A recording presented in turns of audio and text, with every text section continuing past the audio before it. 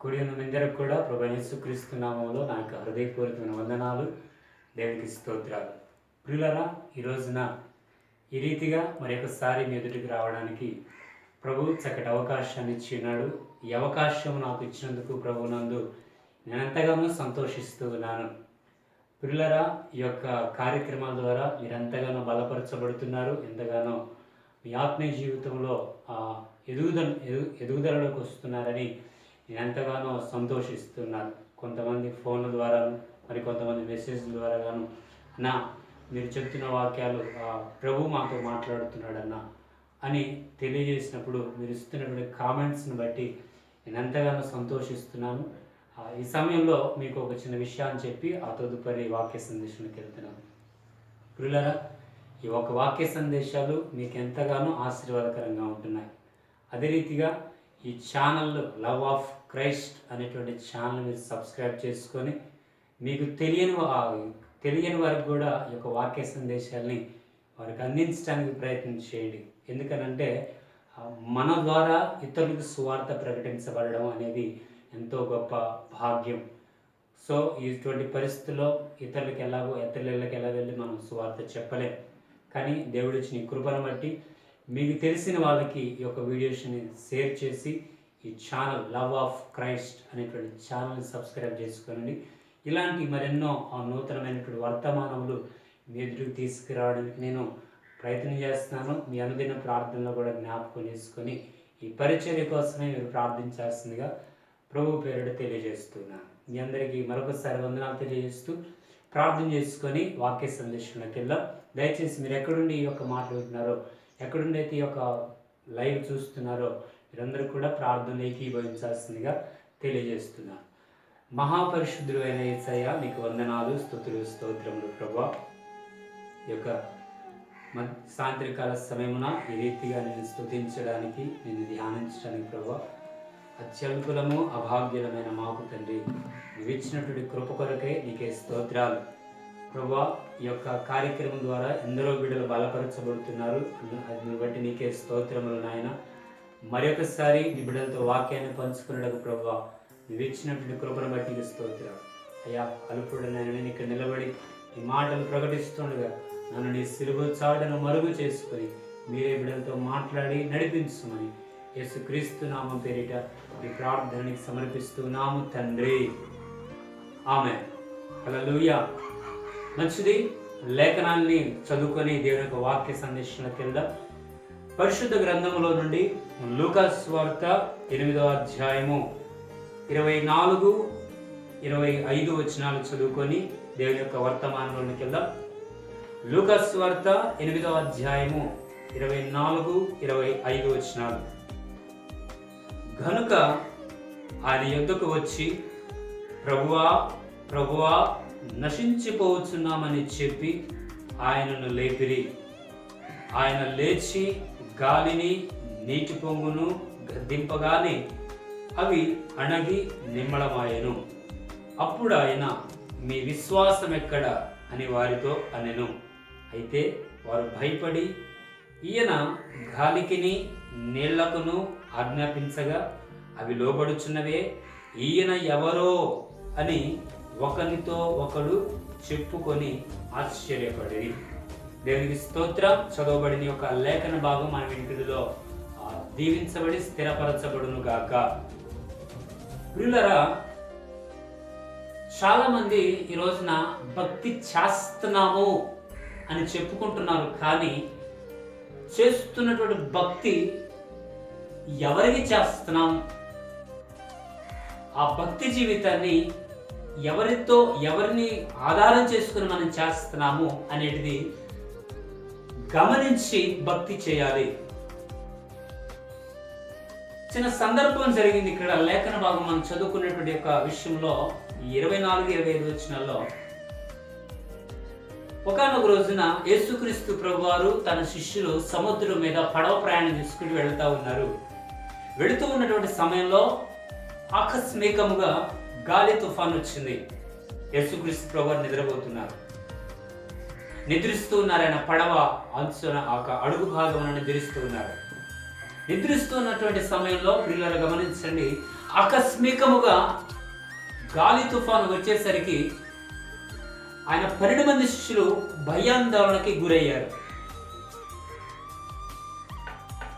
ఈ రోజున ప్రపంచంలో వచ్చినటువంటి ప్రతికూలమైన పరిస్థితులను బట్టి సమస్త మానవాళి మొత్తం కూడా భయం గుండా వెళుతున్నారు, బిక్కుమంటూ బ్రతుకుతున్నారు.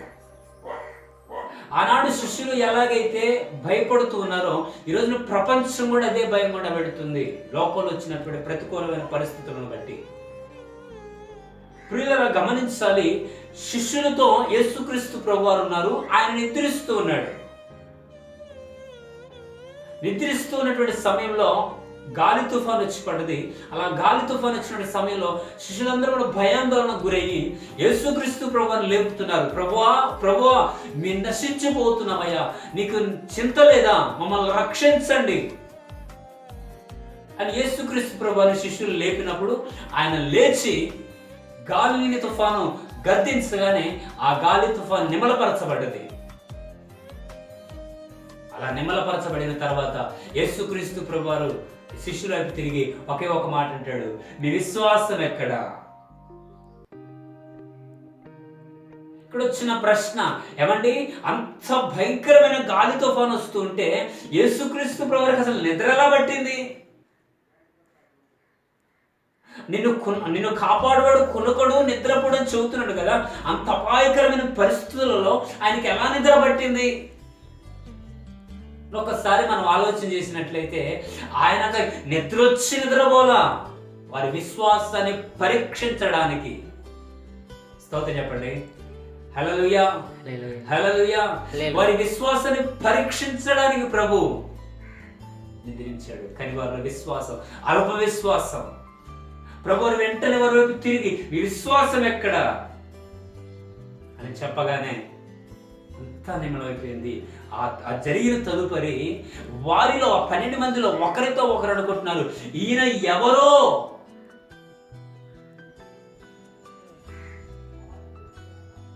యేసుక్రీస్తు ప్రభువారితో పాటు సేవా పరిచయంలో పాల్గొంటున్నారు.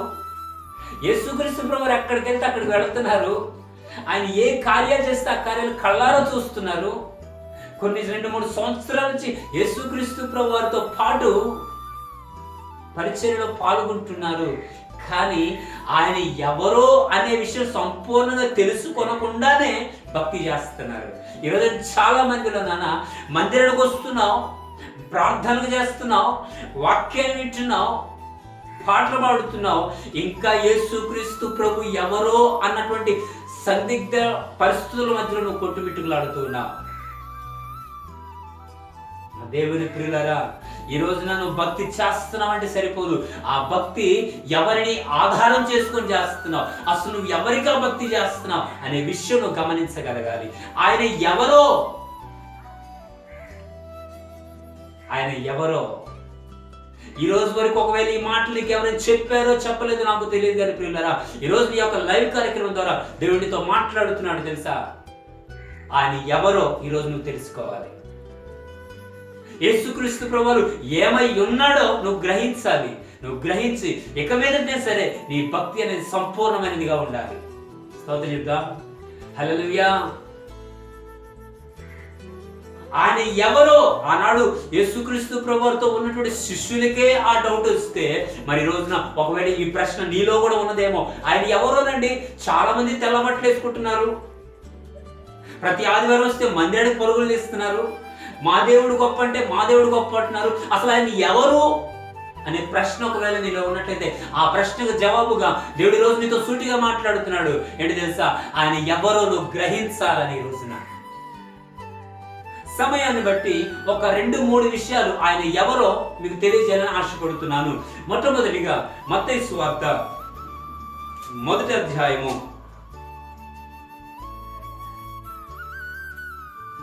21వ వచనాన్ని చదువుకుందాం. మత్తయి సువార్త 1వ అధ్యాయము 21వ వచనం. ఆమె ఒక కుమారుని కనును, తన ప్రజలను వారి పాపముల నుండి ఆయనే రక్షించును గనుక ఆయనకు యేసు అని పేరు పెట్టుదురు. దేవునికి స్తోత్రం. ఆయన తన ప్రజలని వారి పాపముల నుండి విడిపిస్తాడు కనుక ఆయనకి యేసు అని పేరు పెడతారు. కొంతమంది పేర్లు పెట్టుకుంటారు, ఆ పేర్లకు అర్థం ఏంటో తెలియదు. కానీ నా ప్రభువుకి అర్థం ఉంది. ఆ పేరులోనే ఆయన ఏమై ఉన్నాడో తెలియజేస్తుంది. యేసు రక్షకుడు. ఆ పేరులోనే ఉంది ఆయన ఏమై ఉన్నాడు. యేసు ఆయన రక్షించేవాడు. దేంట్లో నుంచి రక్షిస్తాడంటే, నువ్వు పాపపు కోపంలో, పాపపు ఊబిలో బ్రతుకుతున్నటువంటి నిన్ను రక్షిస్తాడు. నీ పాపం నుంచి ఆయన విడిపించి నేను రక్షించగలిగిన సమర్థుడు నేను ప్రకటిస్తున్న యేసుక్రీస్తు ప్రభువారు. ఎవరండి యేసుక్రీస్తు ప్రభువారు అంటే, నీ పాపాల నుంచి విడిపించేవాడు, నీ పాప బ్రతుకును మార్చగలిగిన వాడు, నీ జీవితాన్ని మార్చగలిగిన వాడు. మా క్రైస్తవం అంటే మతం కాదు, మార్గం. మతం మారుస్తున్నారండి, మతం మార్చట్లా, మనస్సు మార్పు చేస్తున్నారు. మత మార్పిడి చేయట్లా. ఈ రోజున మనస్సును మారు మనస్సు చేస్తున్నారు, మార్పు చెందేలా చేస్తున్నారు. యేసుక్రీస్తు ఎవరు అనే ప్రశ్న ఉందా ఈరోజు నీకు? ఆ ప్రశ్నకు జవాబుగా ఆయన రక్షకుడు, నీ పాపాల నుంచి రక్షిస్తాడు ఆయన. నువ్వెక్కడి నుండి మాటలు వింటున్నావో, నువ్వు ఉన్న ఫలంగా అక్కడ కూర్చొని మోకరించి, ప్రభువా ఈరోజు నీ సేవకుల ద్వారా తెలియజేశారు నేనేమై ఉన్నానో, నేను ఒక పాపిని నాకు తెలియజేశారు ప్రభువా. నా పాపము నుంచి రక్షించడానికి పరమను విడిచి భూలోకానికి వచ్చి నీ జీవితాన్ని నా కొరకు త్యాగం చేసిన దేవుడు అని ఈరోజు నీ సేవకులు తెలియజేస్తున్నారు ప్రభువా అని. ఎక్కడైతే నువ్వు మాట వింటున్నావో ఉన్న చోట మోకరించి ప్రార్థించి నా దేవుడి కుటుంబానికి రక్షణ అనుగ్రహిస్తాడు. హల్లెలూయా, హల్లెలూయా. రక్షించువాడు ఆయన. ఎవరు నా ప్రభు? రక్షించువాడు. నిన్ను నీ పాపాల నుంచి రక్షించగలిగిన సమర్థుడు ఆయన. ఒకనొక రోజున ఓ తల్లి వాళ్ళ ఆయన గారు ఏదో దూర ప్రాంతానికి పనికి వెళ్ళాడు. వాళ్ళ ఆయన కట్టుకున్న వాళ్ళ భర్త గారు, ఆ తల్లిగారి యొక్క భర్త గారు పని మీద దూర ప్రాంతం పనికి వెళ్ళాడు. డబ్బులు సంపాదించుకోద్దామని వెళ్ళాడు. ఈమె గారు ఇంటికాడే ఉంటుంది, ఒంటరిగా ఉంటుంది. ఒంటరిగా ఉన్న కానించి పిచ్చి పిచ్చి ఆలోచన చేస్తూ ఉంది. ఆ పిచ్చి పిచ్చి ఆలోచన ద్వారా ఇక పాపం చేయడానికి అలవాటు అయిపోయింది. ఒక మాటలో చెప్పాలంటే వ్యభిచారం చేయడానికి ప్రారంభించింది. చాలా రోజుల దాకా తల్లిగారు కనబడకుండా పాపం చేసింది. ఈరోజు చాలా మంది నాన్న పాపం చేస్తున్నాము కనబడట్లేదులే అనుకుంటున్నారు. నా భర్త చూడట్లేదులే, నా భార్య చూడట్లేదులే, నా తల్లిదండ్రులు చూడట్లేదులే. ఇది ఎక్కడ తిరిగేది, ఎక్కడ ఎలా మాట్లాడేది, ఎవరితో ఎలా తిరుగుతున్నది నా తల్లిదండ్రులు చూడట్లేదుగా. దూర ప్రాంతం నుండి కాలేజీలో హాస్టల్స్ నుండి చదువుకుంటున్నాగా. లేక నా భర్త పనికి వెళ్ళాడు, నేను పాపం చేసి నా భర్త చూడట్లేదుగా అని అనుకుంటున్నారు ఈరోజు చాలా మంది. ఒక రోజున బట్ట బయలు చేస్తారు నా యేసయ్య. చీకటిలోని రహస్యములను బయలుపరుస్తాడు ఆయన. ఆ తల్లిగారు కూడా చాలా కాలం నుండి పాపం చేస్తుంది, ఎవరికి కనబడకుండా చేస్తూ ఉంది. ఒక రోజున ఎవడో రోడ్డు అమ్మడి వెళ్తుంటే ఆమె పాపం చేస్తున్న సంగతి వాడు చూసేసి ఆ ఊర్లో ఉన్నటువంటి పెద్దలందరికీ చెప్పేసి పలానా వ్యక్తి పాపం చేస్తుందండి అని చెప్పేసరికి వాళ్ళందరూ కూడా ఆమెను చంపేద్దాము, రాళ్లతో కొట్టి చంపేద్దామని బయలుదేరారు. చిన్నలు మొదలుకొని పెద్దల వరకు, 5-10 ఏళ్ల వయసు మొదలుకొని పిల్లలు మొదలుకొని 60-70 ఏళ్ల ముసలివాడి వరకు కూడా ఆమెను చంపేయడానికి, రాళ్ళు తీసుకొని చంపేయడానికి పరుగులు తీశారు. ఈ లోపల ఆ ఊర్లో ఒక పెద్ద ఆయన గారు ఓ చెట్టు కింద కూర్చొని వాక్యాన్ని బోధిస్తూ ఉన్నాడు, వాక్యాన్ని చెబుతూ ఉన్నాడు. వాక్యం చెబుతున్నటువంటి సమయంలో ఈ యొక్క వ్యభిచారం చేసినట్టు ఆ యొక్క స్త్రీ పరుగు పరుగున వాళ్ళు తరుముకుంటూ వస్తున్నారు ఆమె చంపేద్దామని. పరుగునే వెళుతుంటే అమాంతంగా పెద్ద కాళ్ళ మీద పడిపోయింది. స్తోత్రం చెప్తారా? హల్లెలూయా. ఆయన పెద్ద పాదాల మీద పడిపోయింది. ఆ రాళ్ళు పట్టుకుని ఆమెను చంపేద్దామని వచ్చారు చూశారు. వాళ్ళకి ఒక దురభిప్రాయం ఏంటంటే, ఒక దెబ్బకి 2 పిట్టలు దొరికిరా, ఒక పక్కన ఈ వ్యభిచారం చేసిన స్త్రీని రాళ్లతో కొట్టి చంపొచ్చు, ఇంకొక పక్కనేమో ఈ పెద్దాయన చెట్టు కింద బోధలు చేస్తున్నాడు కదా, ఈ పెద్దాయన కూడా ఇరకాటంలో పెడదాం ఒకసారి అని ఆ పెద్దానికి ఓ చిన్న ప్రశ్న వేశారు. ఏంటి ఆ ప్రశ్న అంటే, అవయో పెద్దాయన, ఎంతో కాలం నుంచి నువ్వు బోధలు చేస్తున్నావు, ఎన్నో ఏళ్ళ నుంచి, కొన్ని సంవత్సరాల నుంచి మేము చూస్తున్నాం, పెద్ద పెద్ద ప్రవక్తలు కూడా మాట్లాడినాడు, గొప్ప గొప్ప మాటలు మాట్లాడుతున్నావు, ధర్మశాస్త్రాన్ని అంతటి కూడా మంచిగా చెబుతున్నావు. అయితే మీకు వచ్చిన ప్రశ్న అండి, ధర్మశాస్త్రంలో లెక్క ప్రకారం అయితే వ్యభిచారం చేసినటువంటి వ్యక్తిని రాళ్లతో కొట్టి చంపాలని మోషే గారు చెప్పారు. మరి దీనికి మీరేం చెబుతారు?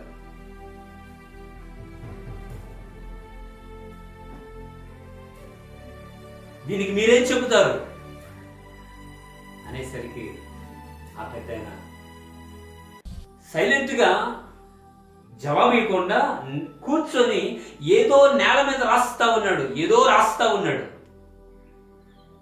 వాళ్ళకు కొంచెం కోపం వచ్చింది. ఎందుకు కోపం వచ్చిందంటే, అడిగిన ప్రశ్నకి జవాబు చెప్పకుండా ఈయనేంది నేల మీద ఏదో రాస్తున్నాడు, ఏమయ్యా అడిగేది ఎండి కాదా, నువ్వు అడిగిన ప్రశ్న ఏంటి, నువ్వు చెప్పేదేంటి అని మాట చెప్పేసరికి ఆయన గారు తల కొంచెం పైకెత్తి ఒక మాట అన్నాడు. అయ్యా, మోషే ధర్మశాస్త్రం ఏమైనా రాళ్లతో కొట్టి వ్యభిచారం చేసిన వాళ్ళని రాళ్లతో కొట్టి చంపమని చెప్పిందా? అవునండి. చంపుతారా? చంపేయాల్సిందే, మన ధర్మశాస్త్రం అంతే చెబుతుంది. అయితే కొట్టండి, ఆమెని రాళ్లతో కొట్టండి, కానీ ఒక్క మాట ఏంటి ఆ మాట అంటే, మీలో పాపము చెయ్యని వాడు ఎవడో మొదట ఆమె మీద రాయేయండి. స్తోత్రం చెప్పండి. హల్లెలూయా. మీలో పాపము చెయ్యని వాడు ఎవడో మొదట ఆమె మీద రాయేయండి. ఈ మాట ఎప్పుడైతే ఆ పెద్దాయన, ఎవరా పెద్దాయన, నేను ప్రకటిస్తున్న నజరేయుడైన యేసుక్రీస్తు ప్రభువారు, హల్లెలూయా, మీలో పాపము చేయని వాడు ఎవడో ఆమె మీద మొట్టమొదటిగా రాయి వేయండి అని ఆ మాట చెప్పగానే చిన్నదులు మొదలుకొని పెద్దల వరకు వారు తీసుకొచ్చిన రాళ్ళన్నీ అక్కడ పడేసి ఎవడి దారిని వాడు వెళ్ళిపోయాడు. వాళ్ళందరూ వెళ్ళిపోయిన తర్వాత యేసుక్రీస్తు ప్రభువారు ఆ వ్యభిచారం చేసినప్పుడు ఆ తల్లిగారిని పైకి లేపి, అమ్మా, ఎంత ప్రేమగా పిలుస్తాడని నా యేసయ్య, ఆ పిలుపు ఈ లోకంలో ఎవ్వడు పిలవడు, అటువంటి ప్రేమ కలిగిన పిలుపు ఈ లోకంలో ఎవరు పిలవరు. అంత భయంకరమైన పాప జీవితంలో జీవిస్తున్నటువంటి ఆ తల్లి గారిని అమ్మా అని ప్రేమగా పిలిచాడు. అప్పుడప్పుడు దైవ సేవలో పాట పాడుతుంటారు, అమ్మాని పిలిచావు ప్రభువా, అది ఎవ్వరు ఎన్నడు పిలువని పిలుపు, అమ్మాని పిలిచావు ప్రభువా. హల్లెలూయా. నా యేసయ్య మాటలో ప్రేమ ఉంది. నా యేసయ్య చూపించేటువంటి ప్రేమ ఈ భూమి మీద ఎవ్వరూ చూపించరు.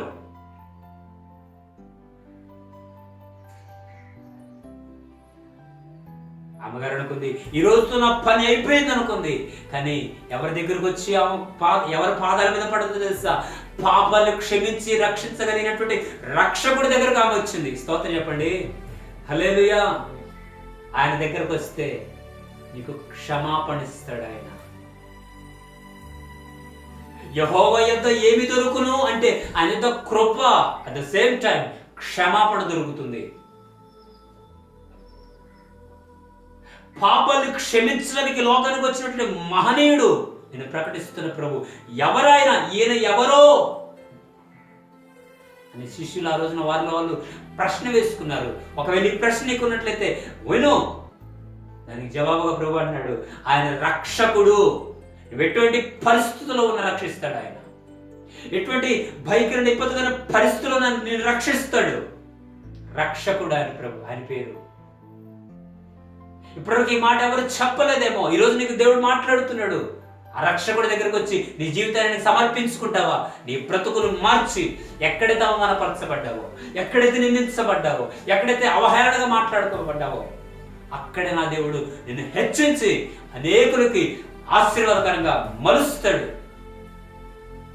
జీవితాన్ని అప్పగిస్తావా? ఆ రక్షకుడి దగ్గరకు వచ్చి నన్ను రక్షించు ప్రభు అని ఆయన పాదాలు నిలబడి వేడుకుంటావా? ఇక చాలు నాన్న, ఇప్పటివరకు జీవించినటువంటి జీవితం చాలు.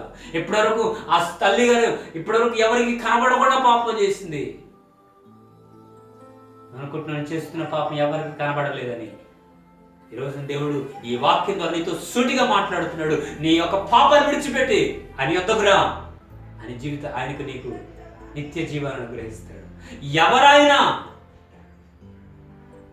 రక్షకుడు. ఆమె కుమారుణ్ణి కంటుంది.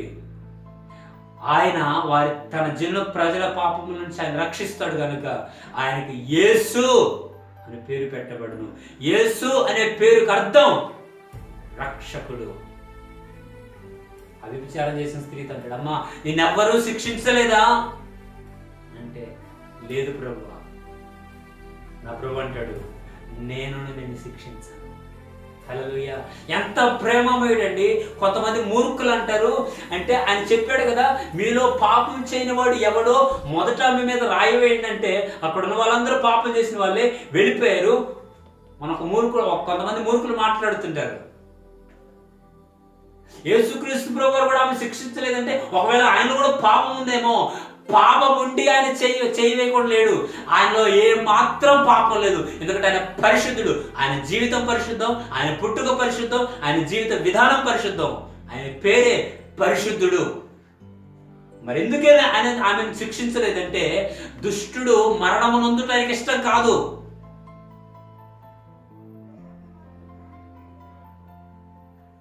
దుష్టుడు మరణించిన ద్వారా సంతోషించే దేవుడు కాదు. దుష్టుడు తన హృదయాన్ని మార్చుకొని ఆయన వైపు తిరిగి ఆ దుష్టుడి యొక్క మారు మనసు పొంది రక్షించబడటం ఆయన సంతోషించేటువంటి జీవితం. అంతేకాని దుష్టుడు చనిపోవాలని కోరుకునే దేవుడు కాదు ఆయన. క్షమించడానికి లోకానికి వచ్చాడు ఆయన. రోజున క్షమాపణ కావాలంటే నా ప్రభు దగ్గరికి వచ్చి నీ జీవితాన్ని మార్చుకో. నువ్వు ఎక్కడైతే అవమానపరచబడి అక్కడ నా దేవుడిని తలెత్తుకునేలా చేస్తాడు. అటువంటి మహనీయుడు నేను ప్రకటిస్తున్న ప్రభు. ఎవరైనా అంటే, ఒకటి పాపాల నుంచి రక్షించగలిగినటువంటి దేవుడు, నరకం నుంచి తప్పించగలిగిన దేవుడు, నిత్య జీవాన్ని అనుగ్రహించగలిగిన దేవుడు. రెండో విషయం చెప్పేసి ముగించేస్తాను. లూకా సువార్త 8వ అధ్యాయం. లూకా సువార్త 8వ అధ్యాయము 43వ వచనాన్ని చదువుతున్నాను. మీరందరూ కూడా శ్రద్ధగా వినాల్సిందిగా ప్రభు పేరు తెలియజేస్తున్నాను. లూకా సువార్త 8వ అధ్యాయము 43వ వచనం. అప్పుడు 12 ఏండ్ల నుండి రక్తస్రావము గల ఒక స్త్రీ ఎవని చేతను స్వస్థత నొందనిదై ఆయన వెనుకకు వచ్చి ఆయన వస్త్రపు చెంగు ముట్టెను. వెంటనే ఆమె రక్తస్రావము నిలిచిపోయెను. ప్రియులరా, ఇక్కడ ఒక సందర్భం జరిగింది. యాయిరు అనే ఒక ఆయన గారు ఉన్నారు. ఆయనకు ఒకగానొక కుమార్తె ఉంది.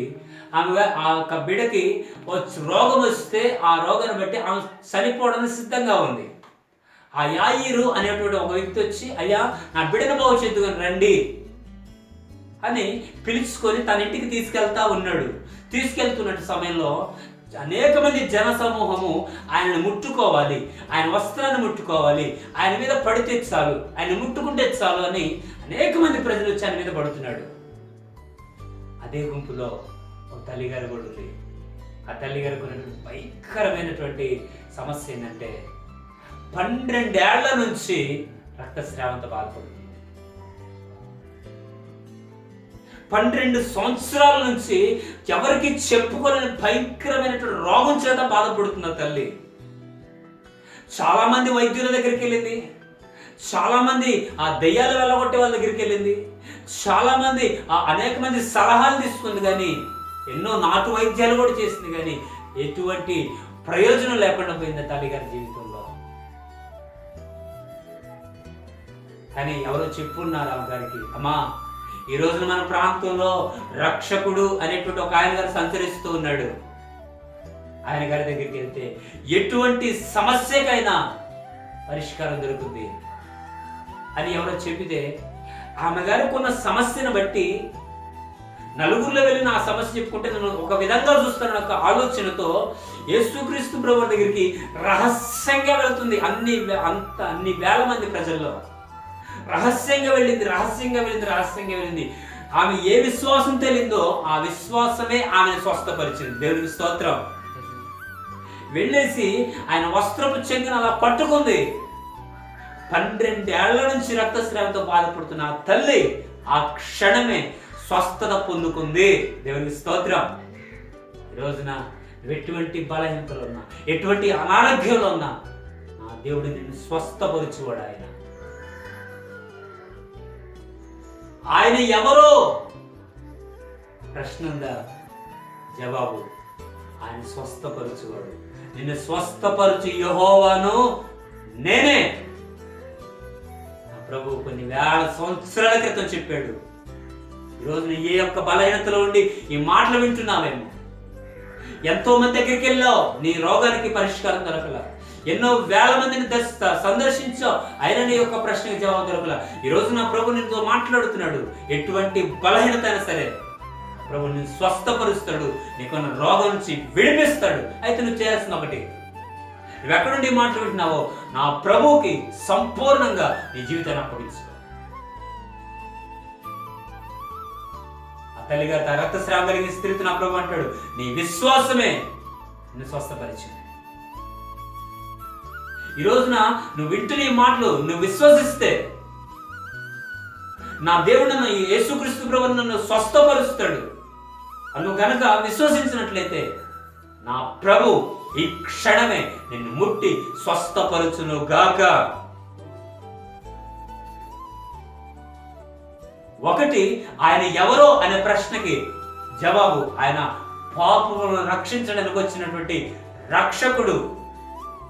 2, ఆయన ఎవరో అనేటువంటి ప్రశ్నకి జవాబు స్వస్థపరుచువాడు, పరమ వైద్యుడు. ఆయన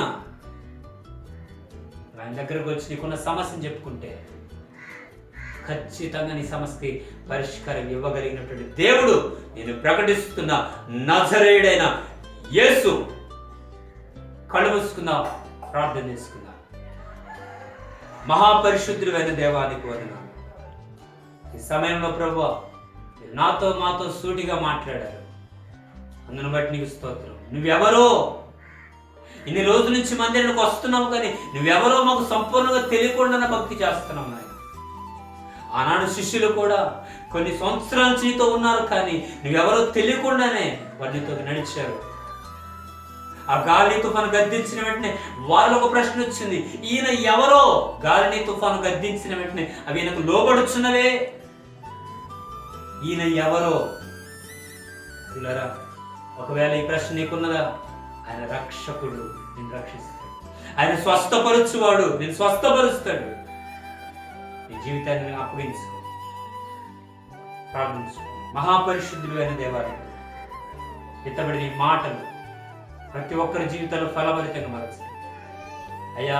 ఎక్కడి నుంచి అయితే ఈ మాటలు విన్నారు ప్రతి ఒక్కరి జీవితాలు మీరు మార్చండి. నీ కోసం జీవించడానికి సహాయం చేయండి. చెప్పబడిన మాటలు నా హృదయాలు ఫలభరితంగా మలచి నడిపించుకుని మరలాని చిత్తం మీరు అక్కడ ఆలస్యమైంది. మరొక సమయం ఇలాగ నేను కలుసుకుని స్థుతించే భాగ్యం దయచేయమని యేసు నామమున అడుగుచున్నాము తండ్రి, ఆమేన్. మీ అందరికి వందనాలు. మంచిది, సెలవు తీసుకుందాం. హల్లెలూయా హల్లెలూయా.